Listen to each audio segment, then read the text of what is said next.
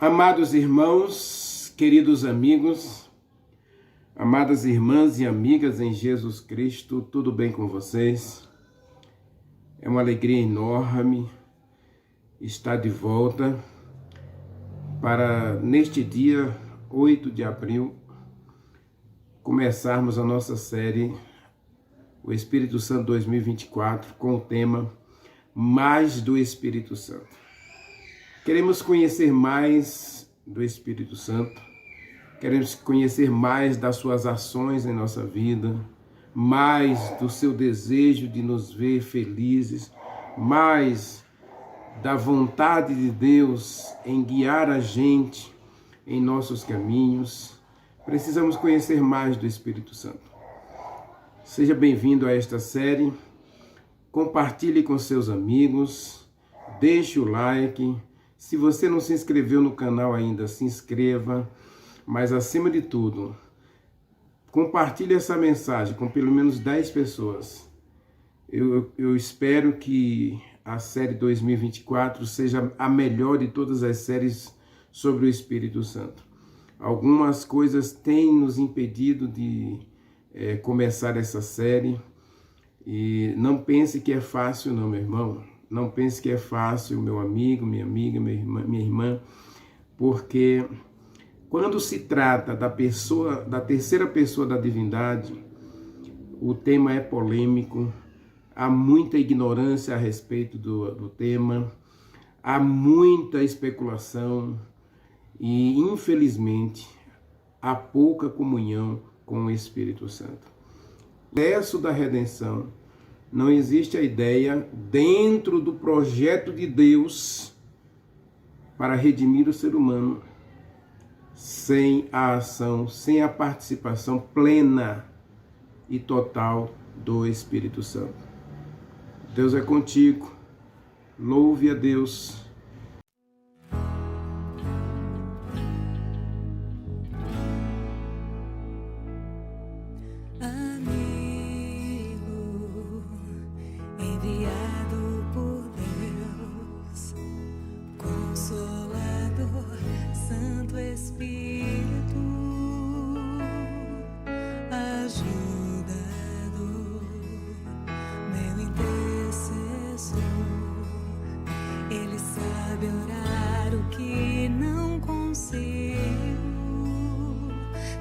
Gemidos intercedem por mim ao trono, no santíssimo lugar. Me leva, Espírito, conheces meu interior, vem me moldar, me guiar para adorar ao Pai. Santo, és bem-vindo. Santo, Espírito de Deus, enviado para ser meu sustento, consolador, libertador. Espírito Santo,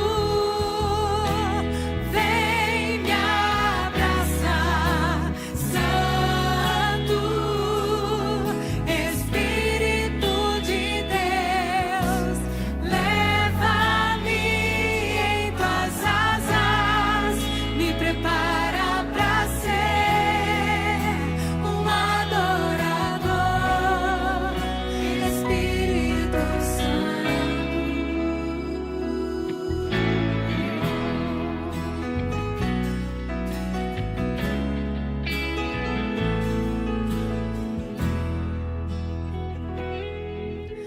Amigo, enviado por Deus, Consolador, Santo Espírito,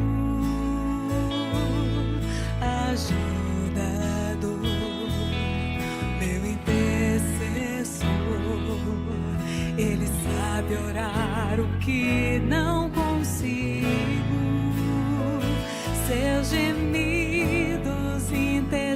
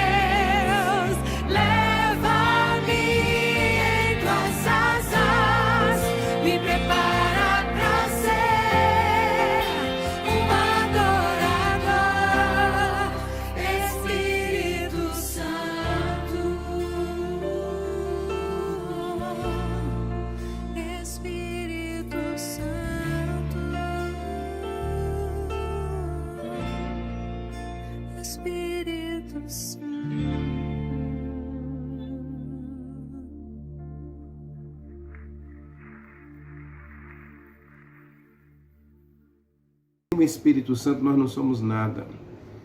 E sem o Espírito Santo, irmão, não existe vida espiritual. Sem o Espírito Santo não existe cristianismo. Vamos parar de nos iludir e vamos buscar e depender plenamente do Espírito Santo. Oremos. Maravilhoso Deus, meu Pai, Criador dos céus e da terra, eis-nos aqui, Pai, diante de Ti. Diante de Ti desejamos viver para sempre. Aceita, meu Deus, nosso louvor e adoração. Aceite a nossa entrega a Ti. E nesse momento, Pai, queremos começar esta série mais do Espírito Santo.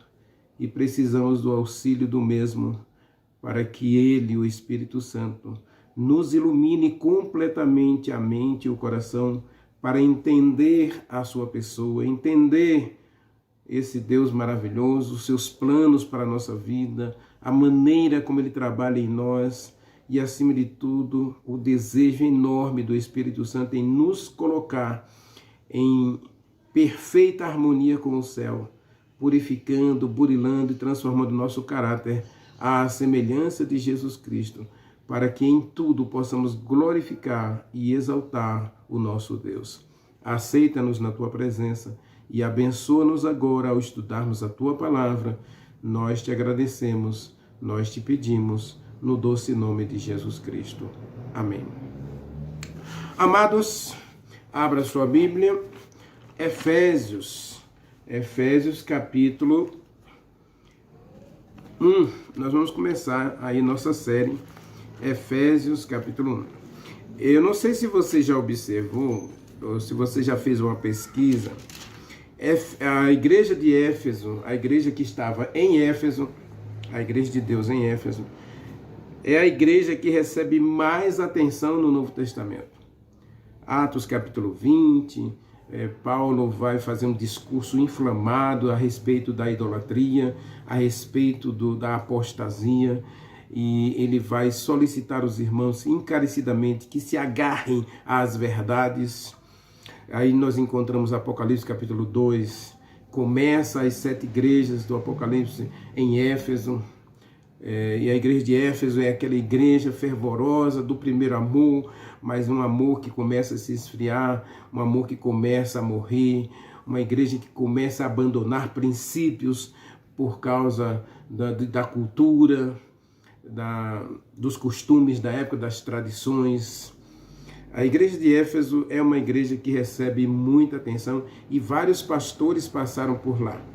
Entre esses pastores, nós encontramos o próprio João, que escreveu o livro do Apocalipse. Nós vamos encontrar Tiago, nós vamos encontrar aí Apolo, Paulo, Barnabé, Silas. Um dos principais pastores de Éfeso foi Silas. Então, é uma igreja que recebe muita, mas muita atenção no Novo Testamento.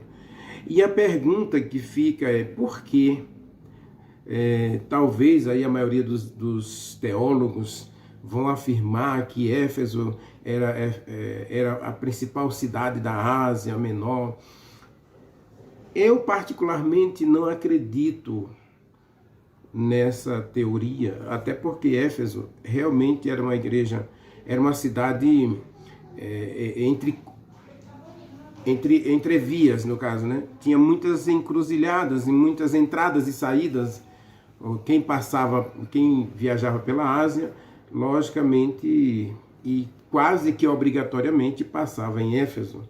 Era uma cidade que dava acesso a muitas partes da terra e, por isso, a igreja em Éfeso recebe uma relevância muito importante. Diz Ellen White no livro Atos dos Apóstolos que aquela cidade era como um ponto de referência para quem transitava, para quem viajava pela Ásia. Então, ao passar por ali, Deus tinha seus atalaias em Éfeso para proclamar o Evangelho. E assim o Evangelho saindo de Éfeso, alcançando aí todas as partes da terra, inclusive países estrangeiros como a África, como a Índia, a China e tantos outros países, né? E então a igreja ela recebe muita atenção. Agora, Paulo, no capítulo, na epístola que ele escreve aos Efésios, quando ele está preso em Roma, ele se preocupa em mostrar para os irmãos de quem eles são. Por que que eles são importantes? E eu quero que você preste bastante atenção na leitura de Efésios capítulo 1.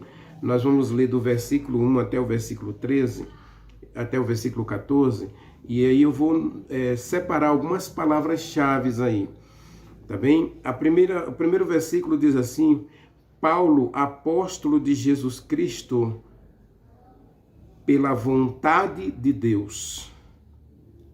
Observe que ninguém é cristão por vontade própria. Eu costumo sempre dizer o seguinte: a nossa vida espiritual, a nossa salvação, o maior interessado em nós não somos nós, é o próprio Deus.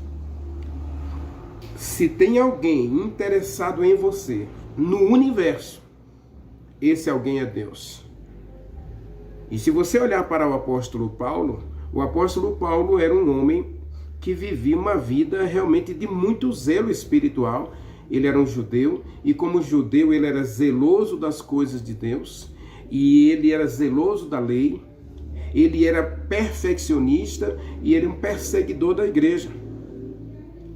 E como perseguidor da igreja, Paulo matou cristãos. Paulo matou seguidores de Jesus Cristo. Mas esse Deus apaixonado, esse Deus amoroso, de um amor incondicional, chama Paulo para o Evangelho de Jesus Cristo, e é a vontade de Deus tornar Paulo um apóstolo de Jesus Cristo. A vontade de Deus é que você seja um discípulo de Jesus Cristo. A vontade de Deus é que você seja salvo. A vontade de Deus é que você esteja com Ele, morando na nova terra e na cidade santa que Ele preparou para mim e para você, para todos nós. Versículo 2, ele diz assim: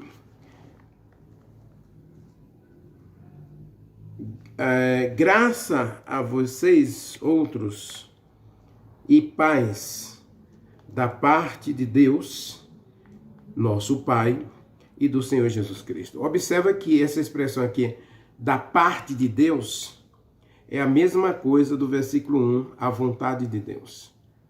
A graça e a paz vêm de Deus para a gente. Eu e você somos frutos dessa paz, dessa graça. Deus é o grande interessado em você. Deus é o grande comprometido, ou grandemente comprometido com a minha e com a tua salvação. É Deus que sempre toma iniciativa. Efésios capítulo 1. Paulo está escrevendo aos gentios da igreja de Éfeso. Paulo está escrevendo para um povo que vivia em trevas, mas que foi chamado por Deus e para Deus. Esse povo chamado, escolhido, diz o verso 3, olha: bendito seja Deus, o Pai de nosso Senhor Jesus Cristo, que nos tem abençoado com toda sorte de bênção espiritual nas regiões celestes. Observe que a ação aqui é de Deus. A iniciativa é de Deus e as bênçãos são de Deus. Versículo 4. Assim como nos escolheu nele, escolheu aqui nele, essa expressão nele, escolheu em Jesus Cristo, antes da fundação do mundo. Quando foi que Deus passou a amar você? Quando você parou de pecar?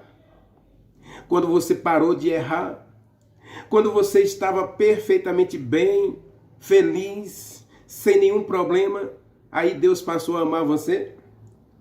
Não. Paulo vai dizer que Graças a Deus e bendito seja Deus, Pai de nosso Senhor Jesus Cristo, que nos ama com amor eterno, e Ele, nesse amor eterno incondicional, nos escolheu em Jesus Cristo antes da fundação do mundo. Para quê? Para sermos santos. Opa! Presta atenção nessa expressão. Deus escolheu você, Deus ama você, Deus trabalha em você para uma coisa só, para você ser semelhante a Deus. No livro de Filipenses, Paulo vai dizer que a gente precisa ser imaculado. No livro de Tito, nós precisamos ser irrepreensíveis, sem mancha. A gente vai entender um pouco mais, porque essa questão aqui é muito séria. E ninguém, mas ninguém, absolutamente ninguém, pode ser santo sem a ação plena do Espírito Santo. Diz o texto aqui, olha, assim ele nos escolheu nele antes da fundação do mundo para sermos santos, irrepreensíveis perante ele, com amor ou em amor. A Bíblia diz que Deus é amor. 1 João capítulo 4, versículo 7 e versículo 8. Deus é amor. E ao nos escolher, Deus nos escolheu para sermos iguais a Ele, semelhantes a Ele. Percebe a relevância da coisa, meu irmão? Percebe a relevância da coisa, minha irmã? Querido amigo, minha querida amiga, Deus nos chama, Deus nos escolhe e Deus trabalha 24 horas para que eu e você seja santo. Ah, Renivaldo, o que é santo? Santo não é um objeto que a gente coloca na parede, inamovível ou inanimado.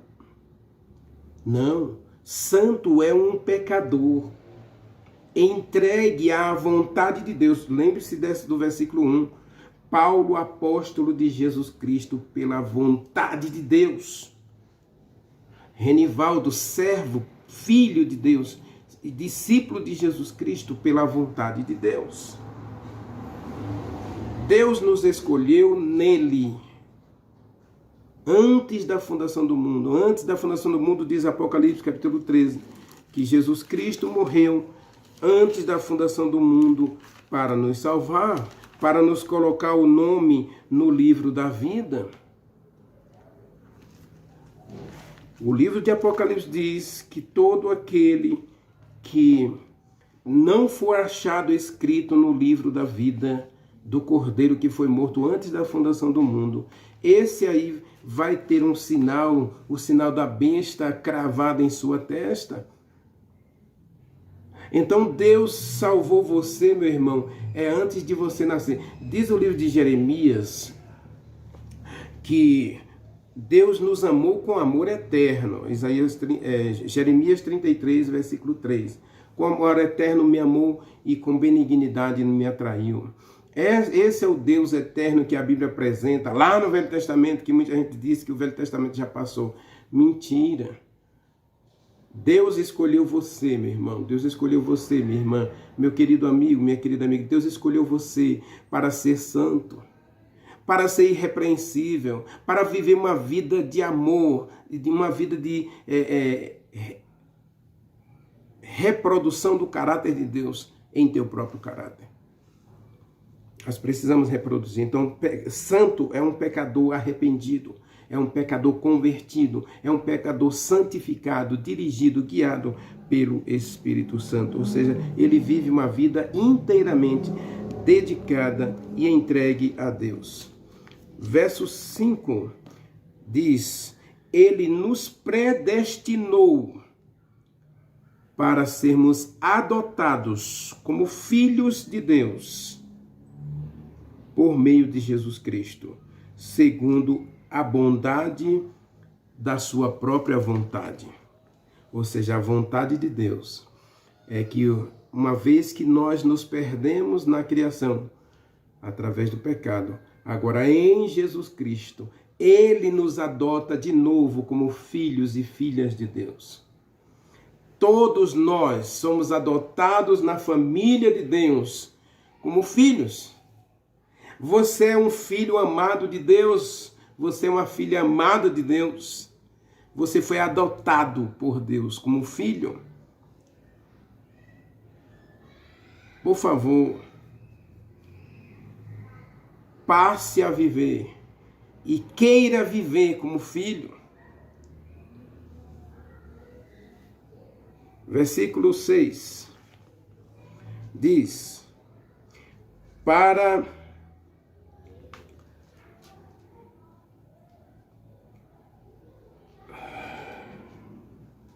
louvor da sua glória, para louvor da sua glória e da sua graça, que nos deu, ou nos concedeu, gratuitamente em Jesus Cristo.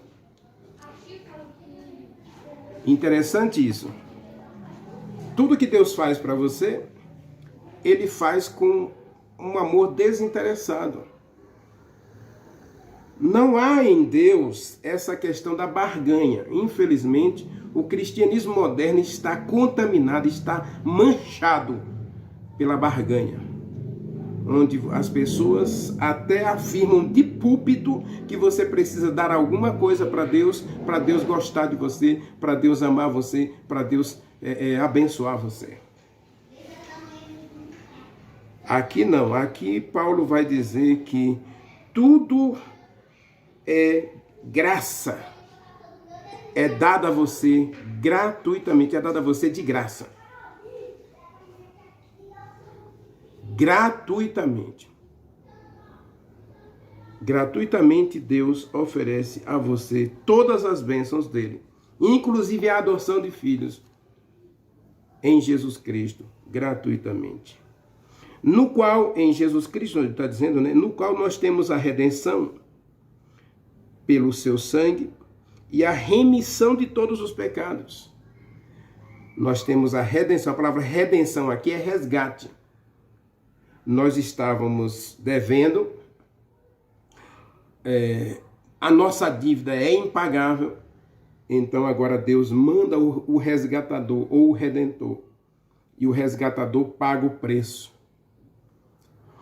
O preço pago para resgatar você, para libertar você da escravidão do pecado, para pagar essa dívida enorme para com a lei. Deus enviou seu Filho e Jesus Cristo morre para que eu e você tenha a vida eterna. Então está dizendo aí que tanto a redenção quanto a remissão dos pecados, uma coisa é a redenção, a outra é o perdão. Então Deus oferece a você o perdão dos pecados, mas Deus oferece também a redenção, a libertação total do pecado. Lógico que nesse primeiro momento a nossa libertação é do poder do pecado. Neste momento nós somos libertos do poder do pecado, ou seja, em Jesus Cristo e pelo sangue e mérito de Jesus Cristo, eu e você podemos viver uma vida livre do pecado.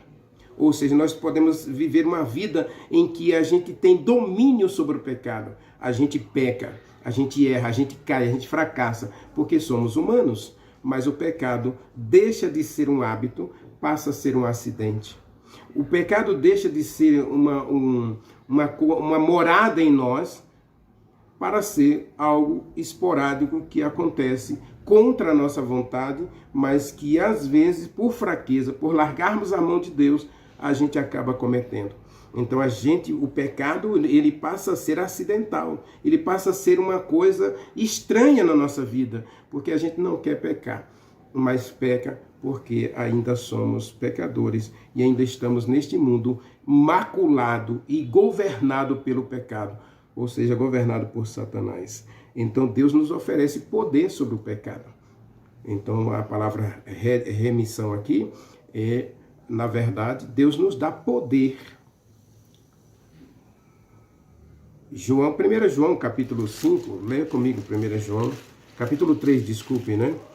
1 João capítulo 3, João vai dizer exatamente isso, né? Que o Filho de Deus, ele não vive na prática do pecado, o que é totalmente diferente de você, no dia a dia, planejar e praticar o pecado. Como filho e filha de Deus, nós temos poder agora para dizer não ao pecado.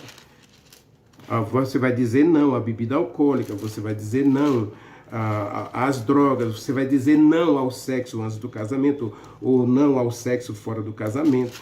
Então, por quê? Porque você tem poder. Aqui em 1 João capítulo 3, diz que, verso 3, diz assim, né? E assim mesmo se purifica todo aquele que tem esta esperança. E aqui, verso 4, todo aquele que pratica o pecado também transgride a lei, porque o pecado é transgressão da lei. Sabemos também que Jesus Cristo veio para tirar os pecados, e nele não há pecado. Todo aquele que permanece em Jesus Cristo, esse não vive na prática do pecado. Percebe? Então, o pecado é um elemento estranho agora na vida da gente. Então, Deus oferece a redenção, ou seja, a libertação do pecado, e Ele oferece o perdão do pecado. Primeiro, Ele nos oferece o perdão, porque Ele sabe que a gente viveu uma vida errada. E depois Ele nos oferece, então, a redenção, ou seja, a libertação do pecado. Deus não nos liberta nesse primeiro momento da presença do pecado. A presença do pecado será erradicada da nossa vida na segunda vinda de Jesus Cristo, ou seja, na transladação. Quando a gente subir para o céu, diz 1 Coríntios, capítulo 15, verso 50 a 54, que nós seremos transformados no abrir e fechar de olhos, e aquilo que é corruptível em mim se transformará em incorruptibilidade. Aquilo que é mal em mim se tornará em bondade eterna. Aquilo que é transgressão em mim, eu vou perder completamente o desejo do pecado. É somente na vinda de Jesus Cristo. Hoje Deus te dá poder para vencer o pecado. Porque se você buscar a Deus, Ele enviou o Espírito Santo justamente para guiar você. E o Filho de Deus não vive na prática do pecado. Deus adota você como filho e Ele te dá o perdão do pecado e Ele te dá poder sobre o pecado para você viver uma vida vitoriosa e feliz. Versículo 9, né, diz assim, que Deus derramou abundantemente, né? Isso aqui é mediante a graça, né? A remissão dos pecados, em Jesus Cristo. Nós somos aí segundo a sua riqueza, da riqueza da sua graça, que Ele derramou em nós, abundantemente em nós, de acordo com a sua própria providência. E aí versículo 10 diz assim, desvendando-nos o mistério da sua vontade. Olha que Deus maravilhoso. Ele faz tudo por você, mas Ele quer estar com você. Amados, preste atenção nessa mensagem aqui. Deus desvenda, Salmo 25, leia comigo Salmo 25, verso 14. Olha o que está escrito, Salmo 25, 14. Está escrito assim, ó. Porque a intimidade do Senhor, a palavra intimidade aqui, é a mesma expressão utilizada para o ato sexual, a intimidade sexual de um casal. Então diz assim, o momento íntimo de Deus com você, a intimidade de Deus, Deus quer ter uma intimidade tão grande com você, assim como o casal, assim como a esposa quer estar ligada ao marido, grudada no marido, vivendo a intimidade sexual com o marido, a plenitude do sexo com o marido. Deus está dizendo aqui, Salmo 25, 14, a intimidade do Senhor é para aqueles que o temem, ou seja, para aqueles que prestam atenção em Deus, ou seja, aqueles que estão ligados a Deus, aqueles que são santos, aqueles que são separados, ou que separam diariamente tempo para ficar com Deus. Você tem intimidade com Deus? Preste atenção nessa mensagem, porque em Efésios capítulo 1, versículo 10, está dizendo que Deus quer ter intimidade, né? Versículo 9, desculpe, né? Desvendando-nos o mistério da sua vontade. Ou seja, Deus, além de fazer coisas por nós, além de fazer um grande plano por nós, Ele quer estar conosco. Ele quer revelar sua vontade na sua vida, meu irmão. Ele quer revelar sua vontade na sua vida, minha irmã. No dia a dia, Deus quer estar com você. Ele deseja estar com você. Revelando, desvendando os mistérios da sua vontade, segundo o beneplácito que Ele propusera em Jesus Cristo. Versículo 10. De fazer convergir em Jesus Cristo, na dispensação da plenitude dos tempos, todas as coisas, tanto no céu quanto na terra. Nele, digo, em Jesus Cristo, fomos também feitos herdeiros. Olha que coisa maravilhosa. Deus, além de oferecer a você perdão, salvação, vida eterna, santificação, além de escolher você, além de predestinar você para a vida eterna, Ele torna você filho e Ele torna você herdeiro. Herdeiro de todas as coisas. Leia o Salmo 2. Deus promete dar a você a terra inteira como herança. Leia comigo o Salmo 2. Olha que coisa maravilhosa. Esse é o Deus que a Bíblia apresenta. Eu fico triste quando as pessoas hoje ficam classificando o Deus do Velho Testamento e o Deus do Novo Testamento. Não é isso. A Bíblia não apresenta assim, não. A Bíblia apresenta um Deus amoroso, desde Gênesis até Apocalipse, um Deus que é comprometido com você e trabalha por você, para você, em você, porque Ele quer estar contigo. Quando eu digo essa expressão, Deus é contigo, não é minha, não. Está em Isaías. Eu vou depois deixar as referências para você. Deus é contigo. A palavra é contigo é aquele que anda ao teu lado. Novo Testamento apresenta Jesus Cristo como Emanuel, Deus conosco, aquele que fez a sua barraquinha ao lado da nossa barraca, né? Diz assim o texto aqui, ó, darei a você como herança todas as nações. Esse é o Deus. Salmo 2 aqui apresenta que Deus está tão interessado em você que Ele é capaz de dividir o céu com você. E Ele está preparando uma herança maravilhosa para você. Leia João 14, versos de 1 a 3, está escrito que Jesus Cristo foi preparar uma casa para você. Porque Deus quer estar com você. Apocalipse capítulo 21, versículo 3 diz, olha aqui a cidade de Deus, o tabernáculo de Deus, e Deus mesmo estará conosco. Ele vai nos dar essa cidade para morar, e Ele mesmo estará ali morando conosco. Louvado seja Deus. Versículo 11. Leia comigo. Nele, em Jesus Cristo, observe a expressão agora, tá? Aí Paulo parece mudar um pouco o foco aqui, porque ele quer centralizar a mensagem.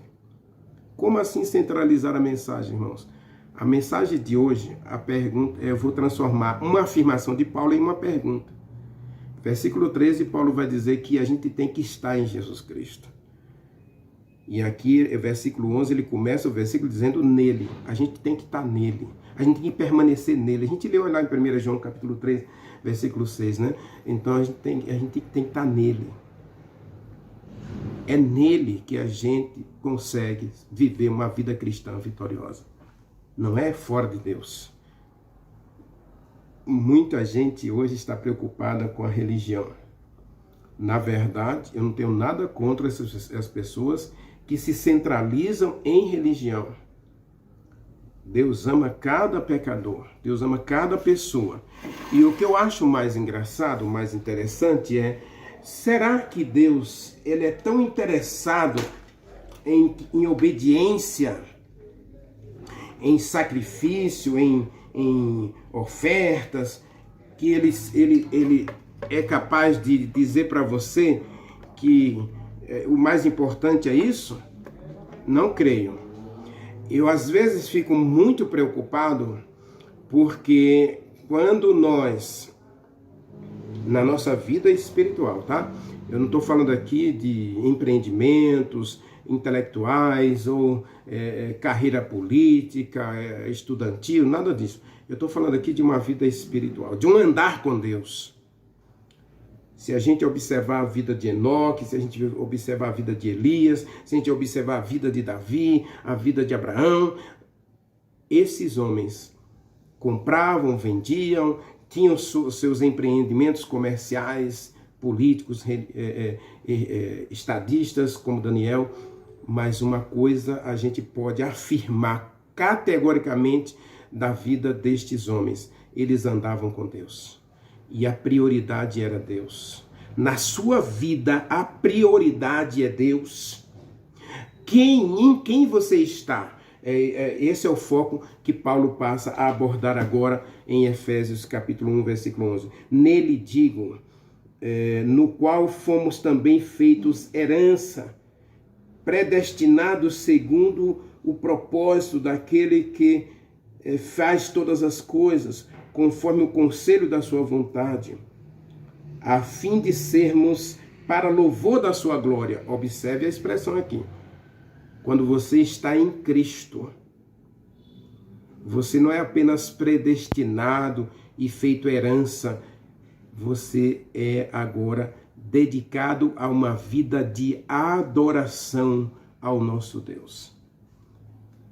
Paulo vai dizer que o cristão, ele vive um estilo de vida diferente do mundo. Por quê? Porque ele vive uma vida de adoração, uma vida de louvor, de exaltação, de glorificação ao nome de Deus. Diz o versículo 12, né?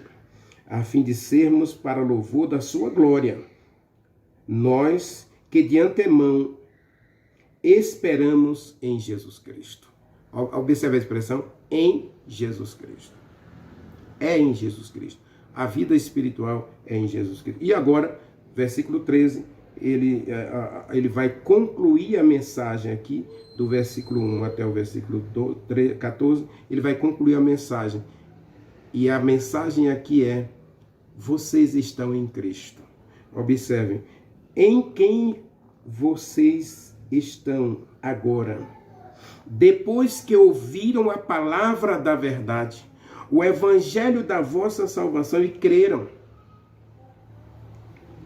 Eu quero concluir essa mensagem justamente com isso aqui. Vamos lá. Em quem vocês estão, depois que ouviram o evangelho da verdade, a palavra da verdade, o evangelho da vossa salvação, tendo nele crido, tendo crido em Jesus Cristo, vocês foram selados com o Espírito Santo da promessa, o qual é a garantia da nossa herança, até o resgate da sua propriedade, em louvor da sua glória. Então agora Paulo, ele vai dizer que a razão para sermos santos, ou seja, não é nem a razão,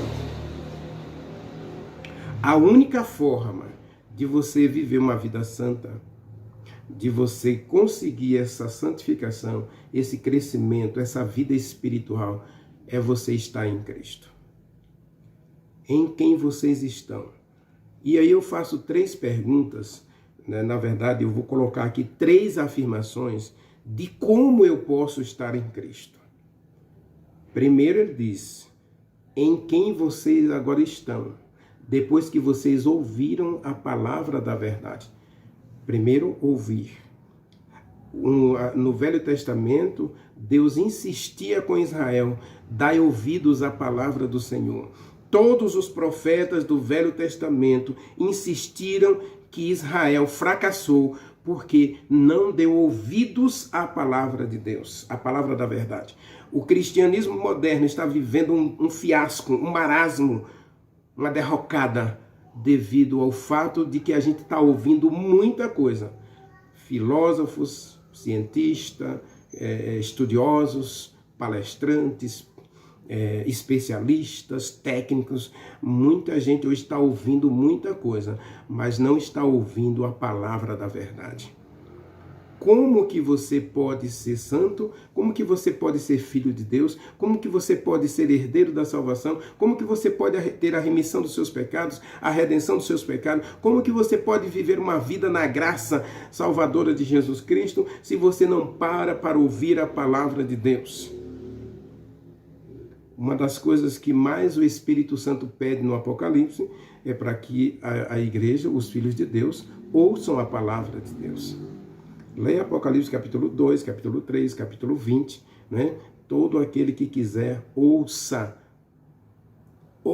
e receba de graça da água da vida. Então você quer permanecer em Cristo? Então você precisa começar a ouvir a palavra de Deus. Segunda coisa aí, diz assim, tem o evangelho da vossa salvação. Essa palavra, o evangelho da vossa salvação, não é qualquer evangelho, né? Na verdade, o que Paulo está dizendo aí é que existe uma especificidade em relação à sua salvação. E esse evangelho é Jesus Cristo, em quem você agora está, depois que você ouviu a palavra da verdade, o evangelho da tua salvação. Você ouviu o milagre que Deus quer fazer na tua vida para te dar a vida eterna. E por último aí, ele diz, você creu, você aceitou como verdade e acima de tudo você aceitou como prática de vida. Paulo vai dizer que para permanecer em Cristo, para estar em Jesus Cristo, você precisa ouvir a palavra de Deus e você precisa praticar a palavra de Deus. Paulo está dizendo aqui em quem vocês estão, naquele que vocês creram e naquele que vocês ouviram. Para estar em Cristo, eu preciso crer, eu preciso ouvir, eu preciso dar ouvidos à palavra de Deus e eu preciso obedecer praticando a palavra de Deus. Ele vai dizer no capítulo 2, né, que nós somos chamados, salvos para praticar as boas obras, né? E aqui, agora, uma vez que a gente creu, uma vez que a gente aceitou a palavra, agora o Espírito Santo vem habitar plenamente em nosso coração para tornar todas essas promessas, todo esse propósito de Deus, diz o versículo 11, né? Segundo o propósito de Deus, quem é que torna tudo isso realidade? É o Espírito Santo. O Espírito Santo é aquele que vai fazer com que eu e você viva a realidade da salvação. É o Espírito Santo que me convence do pecado, da justiça, do juízo. É o Espírito Santo que coloca a palavra de Deus em meu coração. Hebreus capítulo 10, versículo 16. Ezequiel capítulo 36, verso 27. É o Espírito Santo que coloca em meu coração a palavra e me dá o espírito de obediência. Ou seja, me dá a vontade de obedecer, viver. Interessante que a palavra obediência aqui na Bíblia, ela tem que ver com uma obediência voluntária. Quando Deus me chama, Ele coloca em mim o Espírito Santo para que agora voluntariamente, amorosamente, eu passe a viver uma vida de obediência à palavra de Deus. O Espírito Santo é a garantia do nosso resgate. E muita gente hoje nem conhece o Espírito Santo, nem sabe nada sobre o Espírito Santo. Tá bom? Eu quero gastar um pouquinho de tempo amanhã com você a respeito do versículo 13 e 14, falando duas coisas aqui do Espírito Santo. Primeiro, essa questão do selo, tá bom? E segundo, a questão do resgate. Mas hoje, saiba que para viver uma vida de santificação e crescimento na graça em Jesus Cristo, ou seja, para estar em Cristo, eu preciso do Espírito Santo para crer na palavra, para obedecer e praticar a palavra. Ore comigo. Maravilhoso Deus, meu querido Pai, Criador dos céus e da terra. Eis-me aqui, Senhor, diante de Ti. Ou melhor, eis-nos aqui. Aceita-nos, Pai, e queremos estar em Cristo. Portanto, Senhor, dá-nos o Espírito Santo. Dá-nos a alegria de viver e obedecer a Tua palavra. E fale ao nosso coração e continue guiando a nossa vida. Nós Te adoramos em nome de Jesus Cristo. Amém.